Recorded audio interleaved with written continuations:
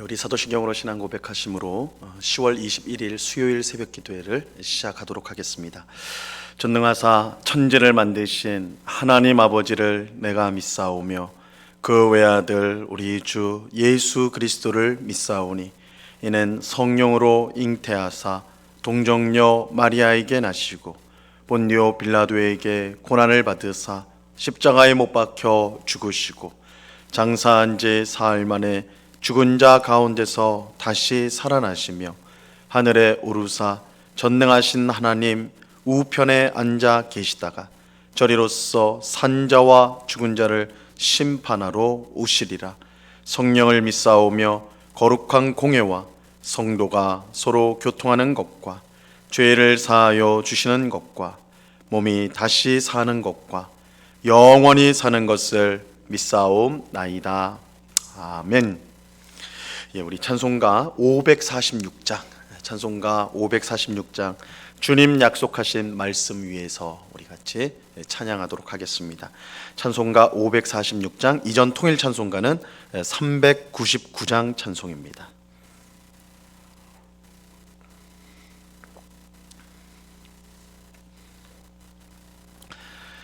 찬송가 546장을 같이 찬양하겠습니다. 주님 약속하신 말씀 위에서 영원토록 주를 찬송하리라. 소리 높여 주께 영광 돌리며 약속 믿고 굳게 서리라. 굳게 서리 영원하신 말씀 위에 굳게 서리 굳게 서리 그 말씀 위에 굳게 서리라.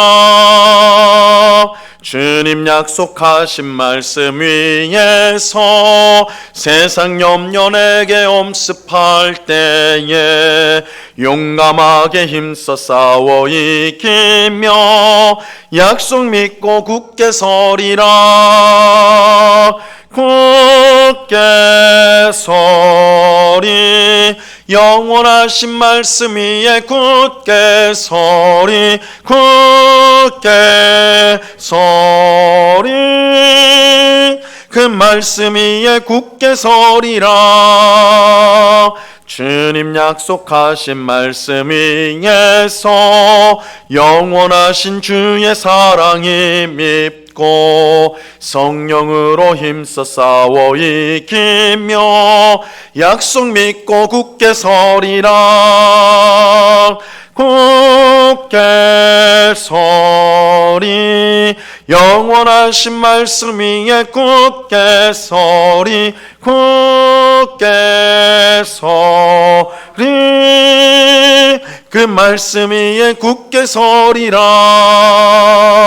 주님 약속하신 말씀 위에서 성령 인도하는 대로 행하며 주님 품에 항상 안식 얻으며 약속 믿고 굳게 서리라.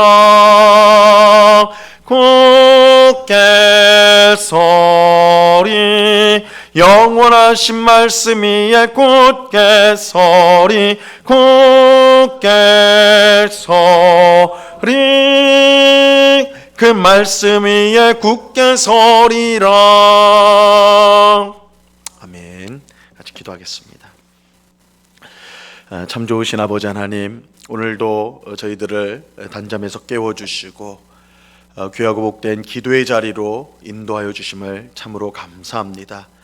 우리 주님 예수님도 피곤하셨지만 새벽에 일어나 사람이 없는 한적한 곳을 찾아 늘 기도에 힘쓰셨던 모습을 우리가 본받기를 원합니다.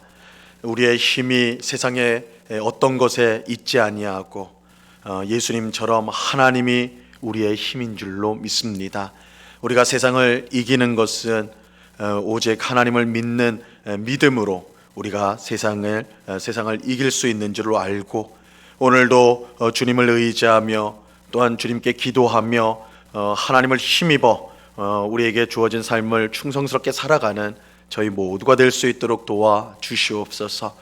하나님께서 우리의 하늘아버지가 되어주셔서 우리의 필요한 모든 것을 공급하여 주실 줄로 믿습니다.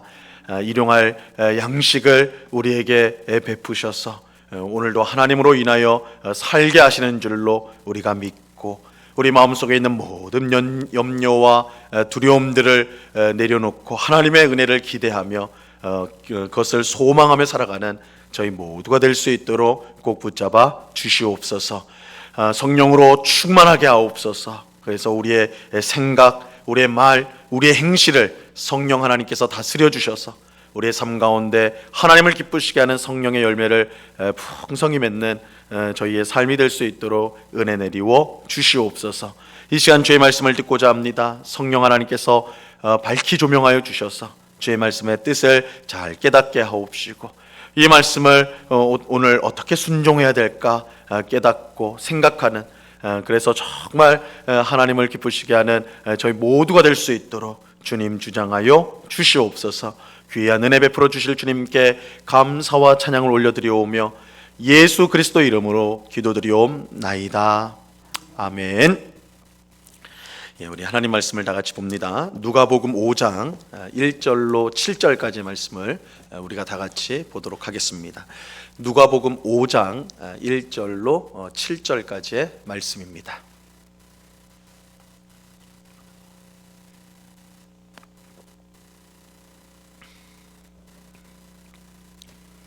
누가복음 5장 1절로 7절까지의 말씀, 우리 하나님의 말씀을 한 절씩 교독하도록 하겠습니다. 제가 먼저 1절을 읽습니다. 무리가 몰려와서 하나님의 말씀을 들을새 예수는 게네사렛 호숫가에 서서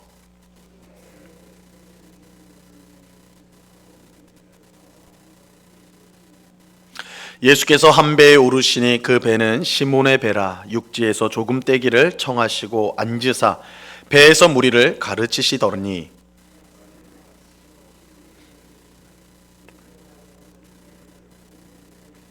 시몬이 대답하여 이르되 선생님, 우리들이 밤이 새도록 수고하였으되 잡은 것이 없지만은 말씀에 의지하여 내가 그물을 내리리이다 하고,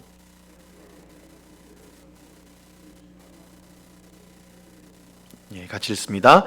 이에 다른 배에 있는 동무들에게 손짓하여 와서 도와달라 하니 그들이 와서 두 배의 채움에 잠기게 되었더라. 아멘. 수많은 병자가 예수님께 나와서 치료를 받았습니다. 귀신에 들린 사람들도 온전히 회복이 되었습니다. 이 놀라운 광경을 지켜본 사람들은 예수님을 붙잡고 다른 곳에 가시지 않고 우리와 늘 함께 해달라고 요청을 하였습니다. 하지만 예수님은 그들의 요청을 거절하였어요. 그 이유는 예수님이 이 세상에 온 목적이 하나님 나라의 복음을 많은 사람에게 전하는 것이었기 때문입니다. 예수님은 단순히 어려움에 빠진 사람을 돕기 위해 오신 분이 아닙니다. 단지 병자를 고치고 귀신을 쫓아내기 위해 이 세상에 오시지 않았습니다. 예수님이 오신 것은 죄 가운데 멸망받을 수밖에 없는 사람들에게 하나님의 사랑과 용서를 전하여 그들로 회개하고 돌이켜 하나님의 백성이 되게 하여 그들에게 하나님 나라를 주기 위해서였습니다. 예수님께서 행하신 병자를 치유하는 일이나 귀신을 쫓아내는 일은 그 자체가 목적이 아니라, 예수님이 그것을 위해 오신 것이 아니라, 그 자체가 목적이 아니라 하나님의 나라, 예수님이 전하시는 하나님의 나라가 얼마나 능력이 있고 얼마나 복된지를 보여주기 위함이었습니다. 그러므로 우리가 예수님을 믿는다고 할 때 단순히 그 목적이 병고침이나 혹은 세상적인 성공이나 자신의 소원을 성취하는 것에 있다면 그것은 잘못된 믿음입니다. 세상 사람들이 어떤 종교를 찾고 신을 찾는다 할 때 그 목적이 세상적인 성공, 건강 뭐 이런 것들에 이제 초점을 맞추죠. 내가 필요한 것들을 얻는 것을 초점을 맞추는데 이것은 성경적인 믿음이 아닙니다. 사실 이러한 것들은 예수님이 우리에게 주고자 하는 하나님 나라와 비교할 때 정말 별 볼 일 없는 것입니다. 이 세상에 있는 것 중 영원한 것은 아무것도 없습니다. 마치 손에 쥔 물이 곧 손에서 다 빠져나가듯이 우리가 가진 이 세상의 것들은 금방 다 사라지고 맙니다. 하지만 예수님이 우리에게 주시는 하나님의 나라는 영원합니다. 우리는 하나님의 나라에서 왕이신 하나님께서 베푸시는 은혜와 복과 평강과 기쁨으로 충만한 삶을 영원히 살게 될 것입니다. 우리가 생각할 수 있는 모든 것을 훨씬 뛰어넘는 풍성한 삶을 누리게 될 것입니다.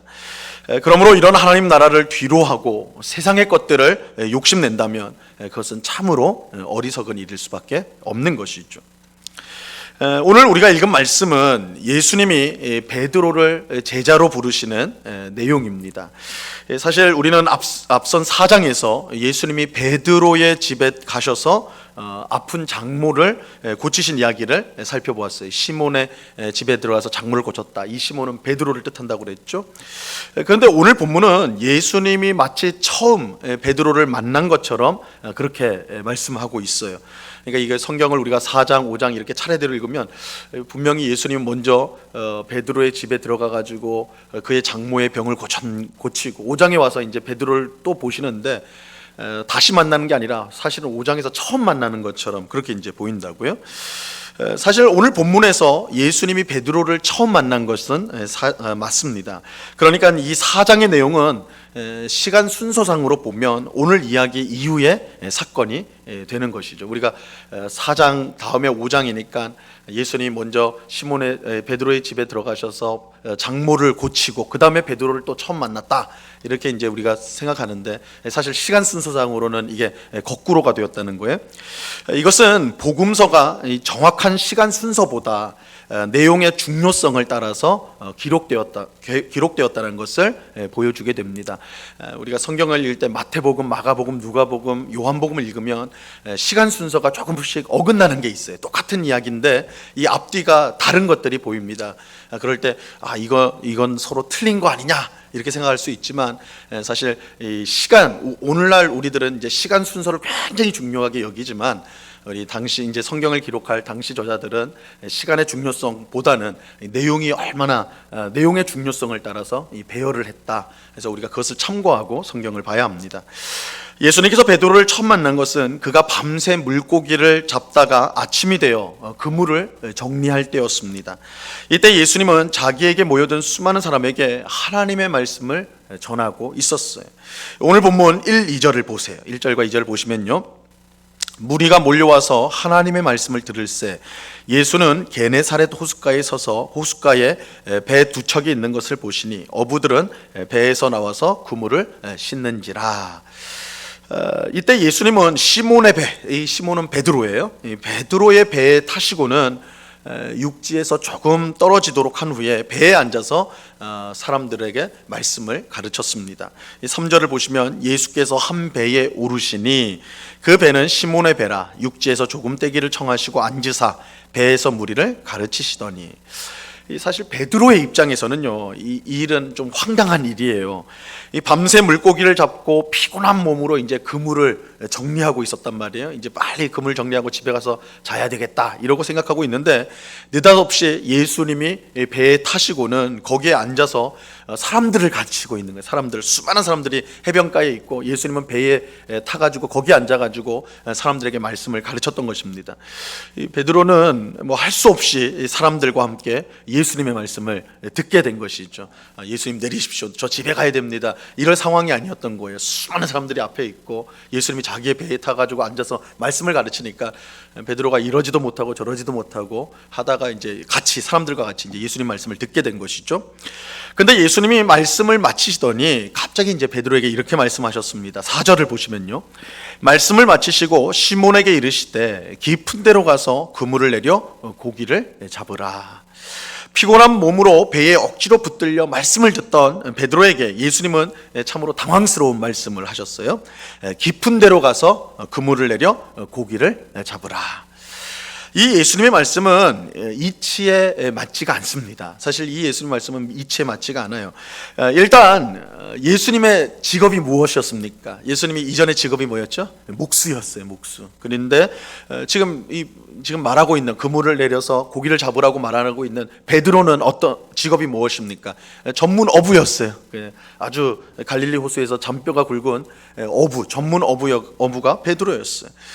예수님이 베드로에게 고기를 잡으라고 잡으라고 말한 것은 비전문가가 전문가에게 명령을 내린 것과 같아요. 목수가 어부에게 물고기 잡아라 이렇게 명령을 한 것과 같습니다. 이게 어떤 면에서는 굉장히 가소로운 일이죠.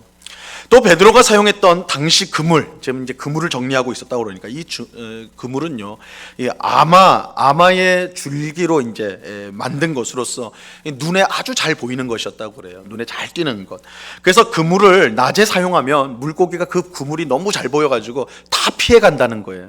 그래서 이 아마로 만든 이 그물은 반드시 이제 밤에 사용을 했다고 합니다. 밤에 깜깜할 때 물고기가 그물을 보지 못해서 이제 그물에 잡혀버리는 것이죠. 이 베드로가 밤새 그물을 내린 이유가 바로 여기에 있습니다. 그런데 예수님은 이 사실을 아는지 모르는지 환한 아침에 그물을 내려서 고기를 잡으라 이렇게 말씀하셨던 것입니다. 전문 어부였던 베드로가 생각하기에는 어처구니 없는 말씀이죠. 절대 이거 환한 낮에는 그물을 내려서 물고기를 잡을 수 없는데, 이게 이제 보통의 이치인데 예수님이 거꾸로 말하고 있으니까 이게 굉장히 당혹스러운 거예요. 하지만 베드로는 예수님께 놀라운 고백을 하게 됩니다. 5절을 보세요.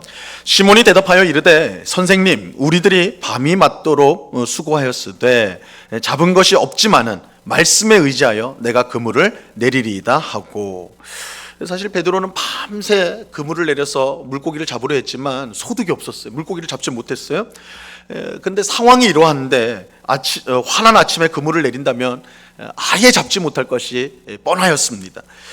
예수님의 명령은 어부의 상식으로서는 도저히 따를 수 없는 것이었어요. 이 결과가 있을 수가 없는 거였어요. 하지만 놀랍게도 베드로는 말씀에 의지하여 내가 그물을 내리겠다 이렇게 말하였습니다.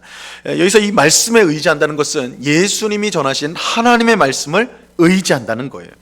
비록 베드로는 어쩔 수 없이 예수님의 말씀을 듣게 되었지만 그 말씀이 베드로의 마음속에 역사하여서 그의 상식과 경험에 어긋나는 일임에도 순종하였던 것입니다. 우리는 여기서 하나님의 말씀이 얼마나 능력이 있는가 그것을 보게 돼요. 베드로가 변화된 것은 그가 어떤 기적을 보았거나 경험했기 때문이 아닙니다. 베드로는 오직 예수님이 전하신 하나님의 말씀을 들었을 뿐이에요. 근데 그 말씀이 베드로의 마음에 올바로 심겨졌을 때에 놀라운 역사가 일어나게 되었습니다. 자신의 상식과 경험으로 절대 받아들일 수 없는 예수님의 명령에 그대로 순종하였던 것이죠. 베드로가 원래 순종적인 사람이었기 때문에 그런 것이 결코 아닙니다. 우리가 이제 앞으로 보겠지만 베드로는 고분고분히 다른 사람의 말을 잘 듣는 그런 사람이 아니었어요. 오히려 베드로는 자기 주장이 강하고 남의 말을 듣기보다는 먼저 말하기를 좋아하는 사람이었습니다. 그래서 예수님이 무슨 질문만 하면 제일 먼저 손들고 대답하는 게 베드로거든요. 그런 베드로였기 때문에 평소 같았더라면 환한 아침에 그물을 내려 고기를 잡으라는 예수님의 명령을 절대 따르지 않았을 거예요. 예수님 뭘 몰라도 한참 모르시네. 어떻게 이 아침에 그물을 내려서 물고기 잡습니까? 아마 따졌을 거라고요. 하지만 예수님을 통해 들은 하나님의 말씀이 이 베드로의 심령을 변화시켰습니다. 자신의 상식과 경험보다 예수님을 더 믿고 따르도록 만들었던 것이죠. 여러분, 하나님의 말씀이 기적보다 더 큰 능력이 있습니다. 우리는 뭔가 대단한 기적을 원합니다. 하지만 진정한 역사는 하나님의 말씀에 있습니다. 오직 하나님의 말씀만이 돌처럼 단단한 우리의 마음을 부드럽게 하고 자신의 죄를 깨달아 회개하도록 만듭니다. 오직 하나님의 말씀만이 우리를 구원하여 하나님의 자녀가 되게 합니다. 오직 하나님의 말씀만이 우리를 거듭나게 합니다. 훗날 베드로는 하나님의 말씀의 능력에 대해서 이렇게 이제 설명을 하였습니다. 이 베드로전서 1장 23절에 보면요, 이렇게 말씀합니다.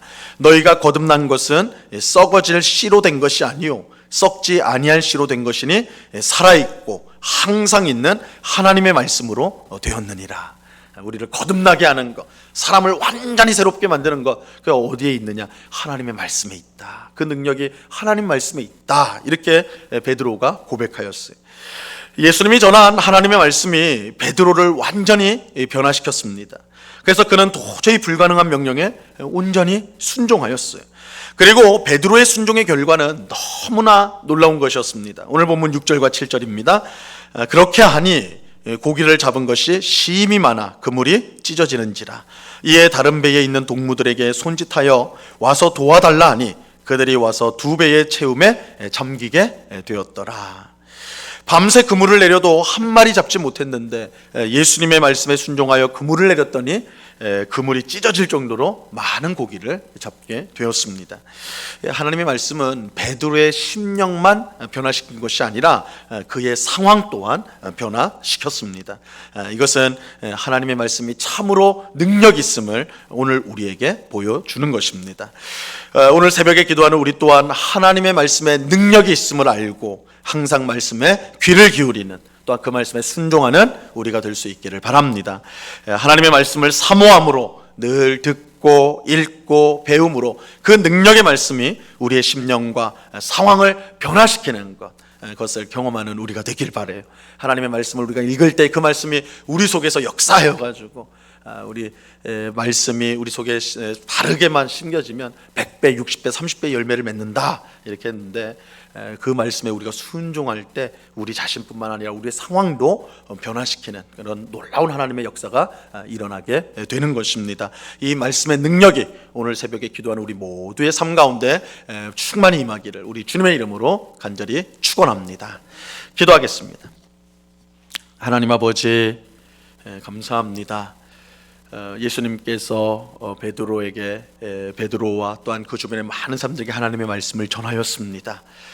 베드로는 피곤한 몸이었지만 말씀을 들었을 때 그 하나님의 말씀이 베드로의 심령 가운데 놀라운 역사를 하였습니다. 그래서 깊은 데 가서 그물을 내려 고기를 잡으라는 어부로서는 절대 순종할 수 없는 그런 황당한 말씀이지만, 그 말씀을 예수님이 하셨기에, 그 말씀이 하나님의 말씀이었기에 베드로는 순종하였고, 그 순종의 결과로 정말 그물이 찢어질 정도로 많은 물고기를 잡게 되었습니다.